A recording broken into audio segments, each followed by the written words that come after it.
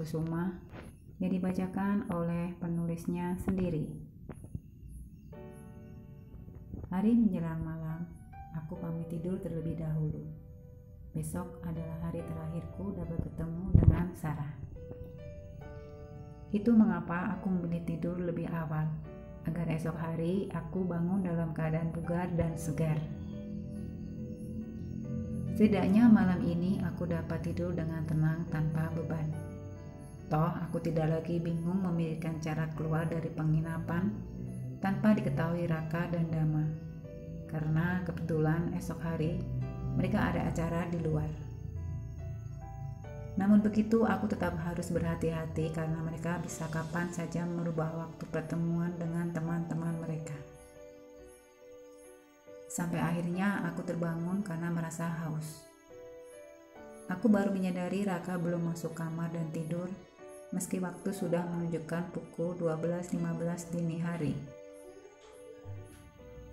Dengan mata setengah mengantuk, aku keluar kamar. Aku melangkahkan kaki perlahan menuju ruang tengah yang lampunya masih keadaan menyala. Aku mengerutkan dahi. Siapa selarut ini masih terjaga? Aku semakin dibuat penasaran. Sama-sama terdengar olehku orang sedang bercakap-cakap, dan aku melihat Raka dan Dama masih asik berbincang-bincang di ruang tengah, dan itu mengundang keinginan tahuanku. Apa yang sebenarnya sedang mereka bicarakan hingga selarut ini? Raka dan Dama melakukan hal itu. Walaupun mereka sedang membicarakan masalah pekerjaan, tidak akan menghabiskan waktu hingga berjam-jam lamanya. Aku mengendap-endap mencoba mendengar apa yang sedang mereka bicarakan. Cahaya lampu yang temaram memudahkanku untuk mendekati mereka tanpa mereka ketahui. Namun begitu, aku harus tetap berhati-hati. Jangan sampai mereka menyadari kehadiranku. Wajah keduanya terlihat sangat serius, terlebih Raka. Aku dapat melihat dengan jelas ia terlihat sangat gelisah, seperti ada yang mengganggu pikirannya. Sementara Dama berusaha untuk tenang. Meski begitu, raut wajahnya tidak dapat menyembunyikan kegundahan hatinya. Ada apa? Mengapa kedua pria itu menunjukkan gelagat yang aneh dan tidak biasa? Akhirnya aku berhasil mendekati meski aku harus rela meringkuk di bawah meja.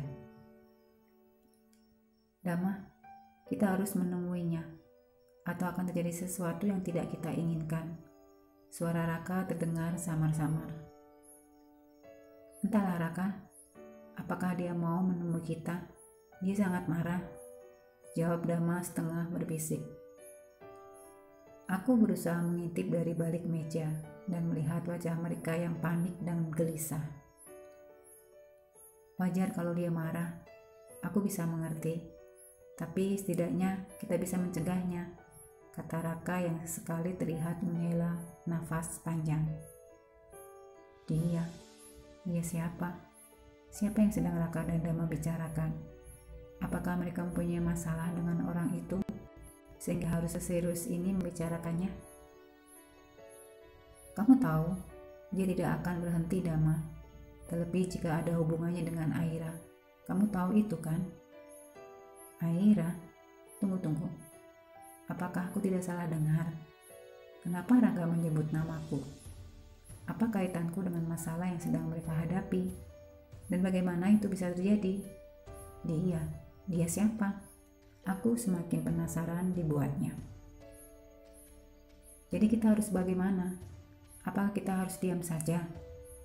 Entahlah, apa yang akan terjadi? Membayangkan saja aku tidak mampu, Dama. Terlihat olehku kepanikan melanda diri Raka. Ia bahkan tidak bisa duduk dengan tenang. Berkali-kali Raka berjalan mondar-mandir seperti orang yang sedang kebingungan. Sementara Dama berusaha membuat Raka tenang dengan menyuruhnya duduk. Apa yang terjadi? Kepalaku dipenuhi oleh pertanyaan-pertanyaan yang membingungkan. Katakan padaku, Dama, aku harus bagaimana? Tanya Raka putus asa. Aku pun tidak tahu, Raka. Dama menghela nafas panjang. Aku tahu semua ini akan terjadi cepat atau lambat. Tapi mengapa harus cepat ini? Jujur, aku belum siap. Kita telah melakukan banyak hal, Raka. Tentu saja kita harus siap menerima kemungkinan terburuk dari semua yang telah kita perbuat. Raka terdiam. Ia terlihat sangat tertekan. Dan apa yang terjadi kepadamu? Bukankah sebelumnya kamu telah berjanji kepadaku, kamu akan melakukan yang terbaik?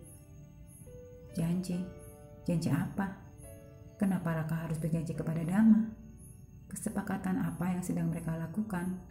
Aku mengerutkan dahi, bingung. Aku tidak bisa, Dama. Aku telah gagal. Sekuat apapun aku mencoba, semua sia-sia saja, kata Raka terbata-bata. Kamu bukannya tidak bisa, dan kamu tidak akan gagal, andai saja kamu tetap pada ketetapan hatimu. Kamu telah mengabaikan tujuan utamamu, Raka.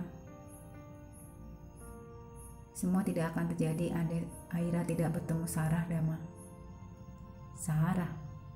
Ada apa ini? Mengapa Raka juga menyebut nama Sarah? Apa kaitan Sarah dalam masalah ini?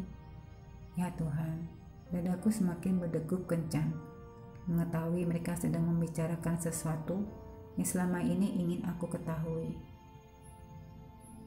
Dan di saat seperti ini, kamu masih saja menyalahkan orang lain. Raka, bahkan meskipun mereka tidak bertemu sekalipun, hal ini bisa terjadi kapan saja. Apa yang harus aku lakukan, Dama? Sahut Raka gusar. Aku tidak bisa membuatnya mencintaiku. Semakin aku berusaha meyakinkannya, semakin dia jauh dan terlepas dari genggamanku. Setiap kali aku berjanji kepadanya untuk tidak melakukan kesalahan yang sama, semua hanya berakhir dengan maaf, ujar Raka terdengar putus asa. Dan untuk kesekian kalinya kata-kata Raka mengejutkanku. Aira gadis yang baik, tidak seharusnya menerima semua ini. Dan aku tahu yang ada di hatinya hanya kamu, kata Raga lagi. Aku bisa melihatnya saat ia menatapmu, saat ia berbicara denganmu, bahasa tubuhnya, saat ia ada di dekatmu. Itu tidak pernah bohong, Dama. Raka, Dama please, biarkan aku bicara, potong Raka cepat. Raka, kita sudah membicarakan ini sebelumnya, jadi tidak perlu dibahas lagi, oke? Aku melihat Dama berusaha mencegah Raka membicarakan sesuatu yang sepertinya tidak ingin ia dengar. Mengapa? Karena kamu mencintainya, kan? Dama, aku tahu kamu memendam rasa kepadanya. Aku merasakan jantungku berdegup lebih cepat dari biasanya. Ya Tuhan, apakah aku sanggup mendengarnya lebih lagi? Apa sebenarnya yang mereka sembunyikan dariku? Kedua pria itu seperti ingin mempermainkan perasaanku. Dan aku bertanggung jawab atas semua rasa sakit yang kamu rasakan selama ini, ucap Raka. Aku tahu hatimu hancur saat itu, tapi kamu hanya diam. Ya Tuhan, tiba-tiba aku merasa gemetar. Keringat dingin mulai membasahi seluruh tubuhku yang masih bertahan meringkuk di balik meja. Ya, kamu benar. Aku memang egois. Bahkan meski aku tahu perasaanmu kepada Aira, tapi aku tetap memaksa menikahinya demi kepentinganku sendiri. Kamu harus menerima kenyataan bahwa aku menikahinya karena tiba-tiba Raka berhenti berbicara. Aku bahkan tidak bisa melakukan kewajibanku sebagai suami untuknya. Setiap kali lihat wajah kecewanya, aku merasa hancur. Aku marah dan kecewa pada diriku sendiri, dan aku melampiaskan semua yang aku rasakan kepadanya. Dan keadaan semakin memburuk hari demi hari tanpa aku sadari. Sejak itu, aku tidak lagi dapat melihat senyum di wajahnya. Dan aku ingin mengembalikan senyum itu di wajahnya yang cantik. Dan malam itu, aku menyerahkannya kepadamu. Karena aku tahu hanya kamu yang dapat membuatnya bahagia. Raka, apa maksud perkataanmu itu? Dama terlihat bingung. Aku berusaha mengintip dari balik meja. Dadaku semakin berdebar-debar. Malam itu seharusnya menjadi malam yang penuh gairah untukmu dan juga Aira. Ya Tuhan, apa maksud kata-kata Raka? Menyerahkanku kepada Dama. Malam penuh gairah? Apa? Dama terlihat terkejut mendengar kata-kata Raka. Tapi kamu justru menyia-nyiakan kesempatan untuk memadu kasih dengannya. Raka, kamu... Ya Dama, malam itu kamu seharusnya bisa memenuhi apa yang tidak dapat aku berikan kepadanya. Tapi kamu tidak melakukannya, bahkan menjamahnya pun kamu tidak. Mengapa? Bukankah kamu menginginkannya? Kamu tahu, aku harus memutar otak untuk mewujudkan semua itu, ujar Raka. Aku menyusun sebuah skenario seolah-olah aku ada pekerjaan di balik. Aku mengajakmu dan juga Aira turut serta. Dengan begitu, aku akan mudah mempertemukan kalian berdua dengan menyewa penginapan yang sama. Dan hari itu aku pulang ke Jakarta dengan alasan ada urusan yang harus aku selesaikan. Aku meninggalkan kalian berdua saja di penginapan ini, dengan harapan kalian dapat dengan bebas melakukan apa yang kalian inginkan. Tapi kalian menyia-nyiakan kesempatan yang telah aku berikan. Raka, apakah kamu sudah gila? Tidak, Dama, aku tidak gila. Aku bahkan tahu kamu sangat mendambakan tubuh Aira. Kamu ingin menyentuhnya, menikmati setiap jengkal lekuk tubuhnya, benar bersetubuh dengannya. Raka, Dama tiba-tiba berdiri dan gerak. Dama menggebrak meja dengan penuh amarah mendengar penuturan Raka. Asal kamu tahu, tidak pernah sedikit pun terpikir olehku untuk melakukan sesuatu di luar batas kepadanya, terlepas apapun perasaanku kepadanya. Dan kamu tidak seharusnya melakukannya. Aira istrimu. Tidak jelas olehku, Dama merasa marah dan tersinggung dengan pengakuan Raka yang terang-terangan ingin melakukan sesuatu yang tidak pantas kepadanya. Tapi kamu menginginkannya kan? Hah? Aku tahu, Dama. Kamu pun menginginkannya. Begitu juga Aira. Seperti disambar petir di siang hari, kata-kata Raka seperti menohok ulu hatiku. Aku tahu kamu ingin bercinta dengannya. Begitupun Aira. Sahut Raka seolah tidak peduli lagi dengan apapun. Dia terlihat sangat putus asa. Aku dapat merasakannya, Dama, saat aku berhubungan intim dengannya. Tapi yang ia pikirkan hanya kamu. Bahkan mungkin dia berhayal kamulah yang sedang bercinta dengannya. Aku dan Aira tidak pernah merasakan sensasi saat berhubungan badan. Kamu tahu kenapa? Karena yang ada di pikirannya hanya kamu. Dan aku sebagai laki-laki, aku tidak dapat memenuhi kewajibanku dengan baik. Raka, jaga mulutmu. Dama mulai bereaksi keras mendengar kata-kata Raka yang membuatnya tidak nyaman. Jadi malam itu, ya Tuhan, air mataku menetes membasahi pipi. Mengapa Raka tega melakukan semua itu? Tidak, aku tidak sanggup mendengarnya lagi.